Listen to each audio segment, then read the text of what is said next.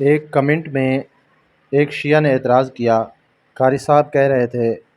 کہ پنجہ جو ہے 12 اماموں سے ثابت کر کے دکھائیں۔ تو وہ شیعہ کہنے لگا ایک جگہ پر بھی دکھائیں حضرت عمر نے لاؤڈ سپیکر استعمال کیا ہو، ایک جگہ پر دکھائیں حضرت عثمان رضی اللہ عنہ نے ویڈیو بنوائی ہو۔ وہ کہہ رہا ہے عقل سے بات کریں۔ اس کے جواب میں نے یہ کلپ ریکارڈ کرایا کہ جب حضرت عمر رضی اللہ تعالی عنہ کا دور تھا اس وقت لاؤڈ سپیکر نہیں تھے،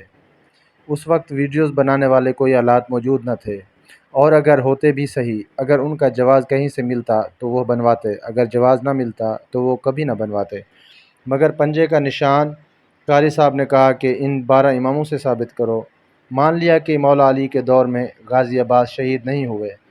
ان کا بازو قلم نہیں ہوا، امام حسن کے دور میں شہید نہیں ہوئے، ان کا بازو قلم نہیں ہوا، امام حسین کے دور میں شہید ہوئے، ان کا بازو قلم ہوا، مگر وہ جنگ کا معاملہ تھا، نہ غازی عباس رہے اور نہ امام حسین رضی اللہ تعالی عنہ شہید ہو گئے، اور 12واں امام مہدی بھی ابھی تک نہیں آئے۔ ان 12 اماموں سے یہ 4 امام نکال دو تو اس کے بعد جو ہے نا 8 امام بچتے ہیں جو غازی عباس کے بازو کٹنے کے بعد کے زمانے کے ہیں،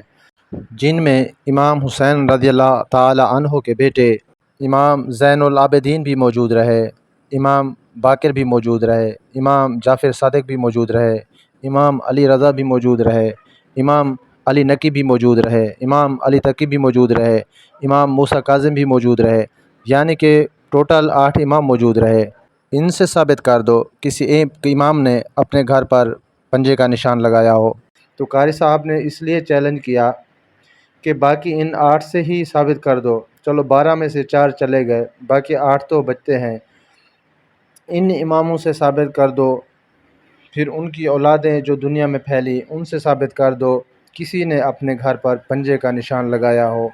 تو قاری صاحب دلیل سے بات کر رہے تھے، مگر اس کمنٹ کرنے والوں کو سمجھ نہیں آئی، تو میں نے یہ کلپ ریکارڈ کروایا ہے اس کو سمجھانے کے لیے۔ اگر پھر وہ دوسرا کمنٹ کرے گا، اس کا جواب دے گا، میں نے اس کے کمنٹ میں بھی اس کو جواب دیا ہے، اس نے اگر دوسرا کمنٹ کیا اور کوئی بات کی تو انشاءاللہ اس کا بھی اس کو جواب ملے گا۔